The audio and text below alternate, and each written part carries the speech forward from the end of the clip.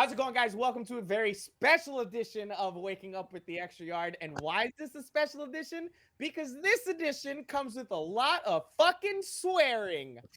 What an awful performance. The audio is probably terrible, but you leave everyone in London, all of them, leave their asses there. They do not deserve to come back. This was an embarrassing performance. 4th and 1, and you give it to Malcolm Brown? Suck it, you idiots. God! Someone else, please go. I can't. This was just embarrassing. Like I think that's the best way you can put this. Like this was an embarrassing showing. Like absolutely embarrassing. That. I just can't. I can't even do this anymore. That was just embarrassing. You just lost to the boyfriend of some random girl from an Ohio bar. That's who was coaching the opposing team. Urban fucking Meyer. He's terrible. They're on 4th and 8, and you give them 9 yards with 4 seconds. You call 2 challenges that are obviously awful. I can't. I'm gonna have a stroke. So we sat here and we watched this game together, and I said it during the game. Like in a situation on that 4th and 1, Flores knows he has to know he's coaching for his job. Tua is obviously playing for his job. This entire organization, from top to bottom, know that their jobs have to be on the line in a game like this. You cannot lose this game. You cannot put your season in the hands of Malcolm Brown. Like you cannot do that. Tua has been playing well all game long, and you go away from what's working. And that's been kind of like the MO of this team all year long. Like you go away from what's working, and that was throwing the ball. So you haven't ran the ball well all game. You just haven't. And then you give the ball to Malcolm Brown in a crucial situation like that. The Dolphins deserve to lose this game. And it was from several boneheaded mistakes that they made throughout it. So I don't feel sorry for them, but I do understand the frustration of most Dolphins fans, because that shit was terrible to sit through and watch a team give the game away to the worst team in the NFL. It was.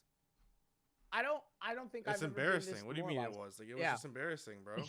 I know, but like I don't think I've ever felt this demoralized. Has there ever been a single loss as demoralizing as this one? No. Like no. This is like this is rock bottom. Like this is rock bottom. This is rock bottom.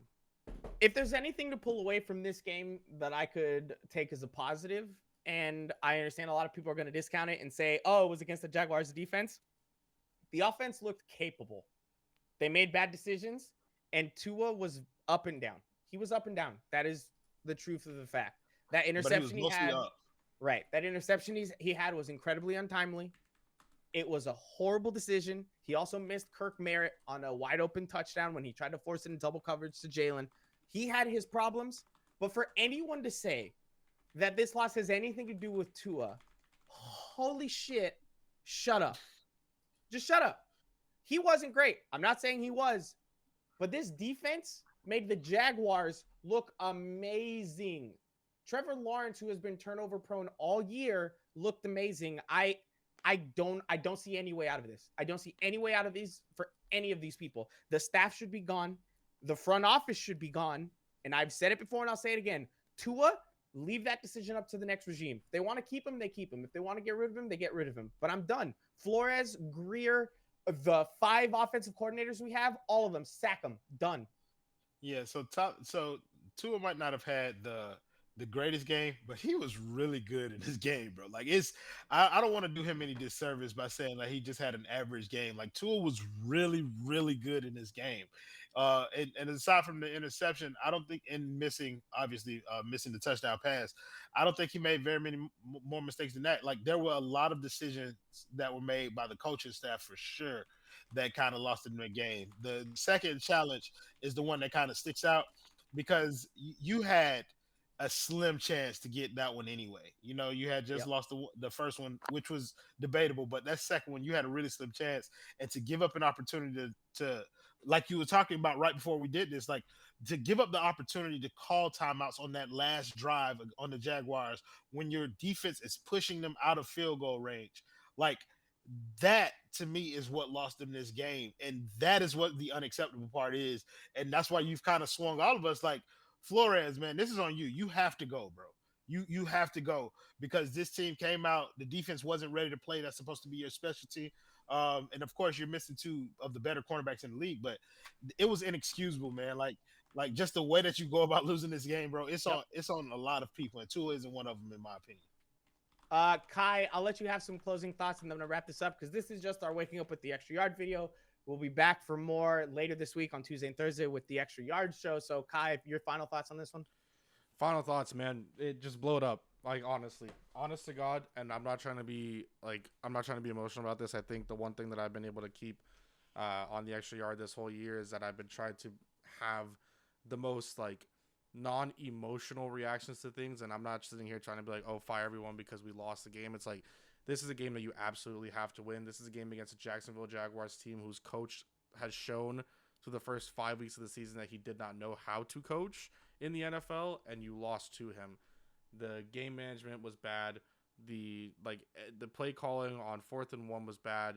Going for it in situations where you should have gone for it before earlier on in the year or earlier on in the game, it doesn't make sense. This team, I still don't even believe that this team is a bad team. I think now that this team is a poorly coached team, and Brian Flores has got to go. I didn't agree with you talking about how we should have fired Flores a couple weeks ago, and I still didn't think about firing them after a London game, but it's over. It's over. It's done. Yep. And I'll wrap it up with this, and I'll try to make it kind of eloquent. I won't yell about it because I've kind of calmed down a little bit, even though inside I am dying. I mean, I'm dead inside. I'm not dying. I am dead inside. This is the way it is. Chris Greer, you had every opportunity to succeed. You had every NFL GM's wishes with a plethora of picks, a crap ton of cap money, and you missed on basically all of them. Okay? Big misses. Just awful misses. We saw Noah Gbenogany playing out there. He doesn't look ready to play college football again. Okay? Just the misses are incredible. Coach Flores, you came in with nothing to lose. You took us to 5-11 and we were happy. Then you took us to 10-6. And there was one thing you preach about this team, which was they were going to fight, they were going to be aggressive, and they were going to be mentally prepared and disciplined. Well, you had a lot of stupid penalties. You haven't been disciplined all year. There hasn't been much of a fight, and you have played scared ever since week 1. The players themselves, you've also been letting us down. Your performances have been subpar, inconsistent, and you can't get anything together on either side of the football. This season is wrapped up, it's in a box, and it's shipped off to live in some facility where every other losing Dolphins season is. Okay? It's over. Any hope we have for anything is gone. Our only hope now is that we don't give the Philadelphia Eagles a top 3 pick because we traded away our first round pick to them. This is it. It's over. Flores, you've got to go. Greer, you've got to go. Tua, your decision is on the next guys. I loved you, bro. I really did. They didn't give you the opportunity to succeed. I hope you can find that elsewhere. We'll be back for the Extra Yard Tuesday at 9 p.m., most likely with more yelling, and Thursday at 9 p.m. to preview a game for the Miami Dolphins that will probably also end up as a loss. Thank you guys so much for watching Waking Up with the Extra Yard. I am Michael Christian. He's Kai Chen Chisholm, and he's Royal A. Shepherd. Don't forget to follow us on Twitter, like the video, and subscribe to the channel. Fins up.